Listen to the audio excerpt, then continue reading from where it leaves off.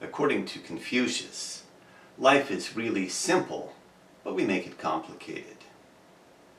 Yes, there are the things that we pretty much have to do, things like work or school, driving to and from work, shopping. These things aren't really optional. But in the world of luxury, stress, there are items like video games and television news media, which cause enormous amounts of stress but are purely optional. That is, it's luxury stress. Stress that people take on because apparently life is just too simple. Why go to a place like the beautiful tropical scene pictured when instead you can go to some stress hotspots all around the world in a nightly news telecast? Violent demonstrations, violent sports news, the latest school shootings. They bring it all, a lot of stress, and people suffer. Because they're following stories which we really can't do anything about. For example, the Daily Mail had an interesting story about It Was Her Passion. Family of college graduate 22 mauled to death by a lion which escaped a locked enclosure at a North Carolina zoo speak out after facility confirms the animal was shot dead when attempts to tranquilize it failed. While the story is mildly interesting, there's really nothing that we can do about it.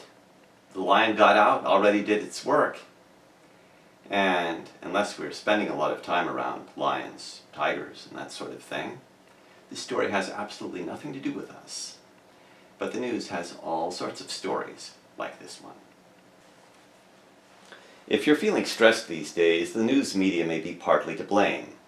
At least that's a suggestion of a national survey conducted by NPR, the Robert Wood Johnson Foundation, and the Harvard School of Public Health. The survey of more than 2,500 Americans found that about 1 in 4 said they had experienced a great deal of stress in the previous month. And these stressed out people said one of the biggest contributions to their day-to-day stress was watching, reading, or listening to the news. Says NPR, maybe you're traveling. Sit down in the airport lounge and there's CNN. Really serious presenters bring you the latest crises from around the world. Or you might be checking the internet news, newspapers. It's one of the main causes of stress to people who are basically going crazy because of all the stress in their lives. A study called Chronic Variable Stress Activates Hematopoietic Stem Cells in Nature Medicine, we learned that exposure to psychosocial stress is a risk factor for many diseases, including atherosclerosis. Known crosstalk between the brain and immune system includes the hypothalamic pituitary adrenal axis, which centrally drives glucocorticoid production in the adrenal cortex, and the sympathetic adrenal medullary axis, which controls stress-induced catecholamine release in support of the fight-or-flight reflex. Or in other words, the brain and the immune system interact. Brain gets a lot of stress, immune system gets stressed. Here we show that stress increases proliferation of these most primitive hematopoietic progenitors, giving rise to higher levels of disease-promoting inflammatory leukocytes. A lot of white blood cells being produced.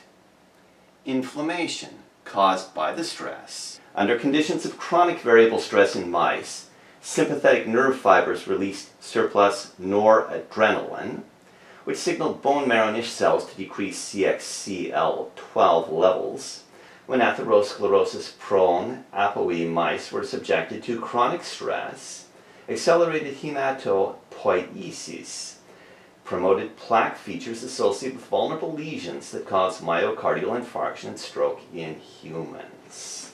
That's quite a mouthful, but what it's telling us is that when the mice in their research were stressed, they got more white blood cells. A high white count is typically indicative of an infection, a stress, or some of the horrible things that can happen as side effects from medications.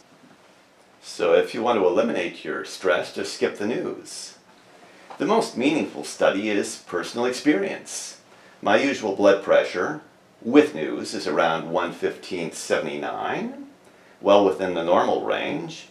After 5 days without news and no other changes in my program, the blood pressure is about 163. And the graphic shows the blood pressure stages.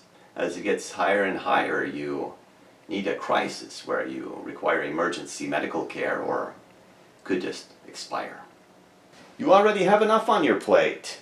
Traffic, marital issues, child support, work colleagues, temptations, maybe even bill collectors.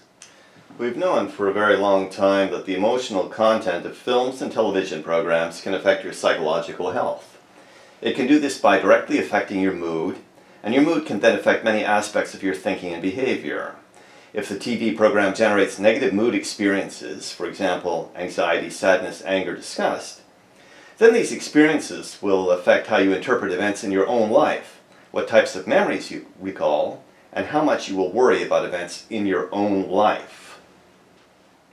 And what type of programming does more to generate feelings of anxiety, sadness, and even disgust than the nightly news program? You get this negative information coming in, you can get a negative mood, and then you start thinking about all of your own problems, making them bigger. Your experiences in the past, your worries about the future. You get into this negative mindset because you've been programming your mind. Dr. Graham Davey, PhD, is Professor of Psychology at the University of Sussex, UK. His research interests extend across mental health problems, generally, and anxiety and worry, specifically. News bulletins also have to compete with entertainment programs for their audience and for their prime-time TV slot, and seem to do this by emphasizing emotionally relevant material, such as crime, war, famine, etc., at the expense of more positive material. The media world is competitive. There could be some porn films on, some Western movies, some acute action martial arts films, and the news brings similar content: violence, bloodshed, horrible crises, impending nuclear war, just because they're in competition with other media sources that bring this material. Obviously, those who watch the news regularly must love it. And of course, the Lord hates the people who love violence. He had this rule about "thou shalt have no other gods before me" as the first commandment, and people that get set up with the God of nightly news, they're putting really negative material in. The Lord doesn't like that. We conducted a study looking at the psychological effects of viewing negative news items. We constructed 3 different 14-minute news bulletins. One was made entirely of negative news items. One was made of entirely positive news items, and one was made up of items that were emotionally neutral. We then showed these bulletins to 3 different groups of people. As we predicted, those who watched the negative news bulletin all reported being significantly more anxious and sadder after watching this bulletin than those people who watched either the positive or neutral news bulletin. Scientific research shows that if you watch positive news, you can be feeling better. The negative news, you feel worse. And then just look at what those headlines are on your nightly news show. The horrible crises, the wars, the violence. But what was more interesting was the effect that watching negative news had on people's worries. We asked each participant to tell us what their main worry was at the time, and we then asked them to think about this worry during a structured interview. We found that those people who had watched the negative news bulletin spent more time thinking and talking about their worry, and were more likely to catastrophize their worry than people in the other 2 groups. Catastrophizing is when you think about a worry so persistently that you begin to make it seem much worse than it was at the outset, and much worse than it is in reality, a tendency to make mountains out of molehills. But if you want to move your catastrophizing meter all the way to the right, as you'll see in this graphic, watch a lot of negative news. And then all the problems that you have get much bigger. Instead of just molehills, you're making mountains. Then it develops into a situation where you can have chronic stress 24/7. The relationship between stress, heart disease, and sudden death has been recognized since antiquity. The incidence of heart attacks and sudden death have been shown to increase significantly following the acute stress of natural disasters like hurricanes, earthquakes, and tsunamis, and as a consequence of any severe stressor that evokes fight or flight responses. Coronary heart disease is also much more common in individuals subjected to chronic stress, and recent research has focused on how to identify and prevent this growing problem. Says stress.org. Yes, you can experience sudden death. Yes, you can have heart problems as a result of stress all the time. Walking through the airport, CNN, the latest negative news. A lot of people settle down after or during their evening meal to watch a news program. 30 minutes of negativity. Perhaps the local news as well. Another 30 minutes. You have this on a regular basis. You have chronic stress, you're asking for trouble. A recent study published in the journal Psychoneuroendocrinology shows that the stress response is not just experienced by those directly in a crisis, it can be contagious. You can catch it from seeing other people under stress, even if you're watching a stranger on a video screen. This phenomenon is called empathetic stress. The fires, earthquakes, floods, traumatized victims crying their eyes out. You watch it, you catch the stress that they're experiencing. And before you know it, you're all stressed out.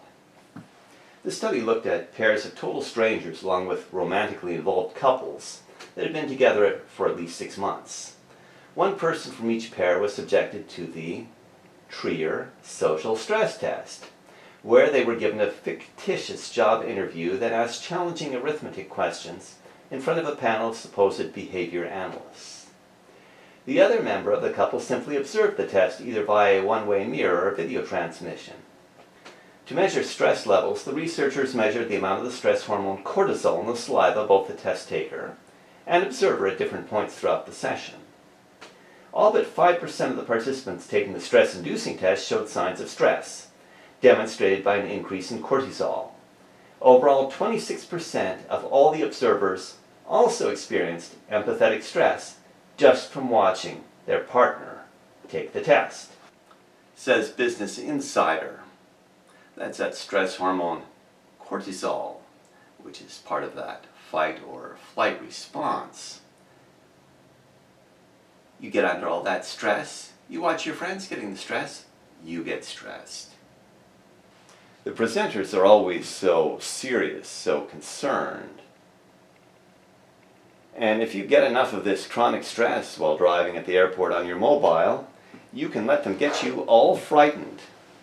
In addition, given that even people watching strangers on TVs experienced empathetic stress, the negative effects could be more widespread. The constant stream of devastating news with which we are confronted in the daily media has the potential to compromise a significant range of people. As long as your car radio is equipped with an on-off switch, you can help yourself a lot to reduce stress while driving.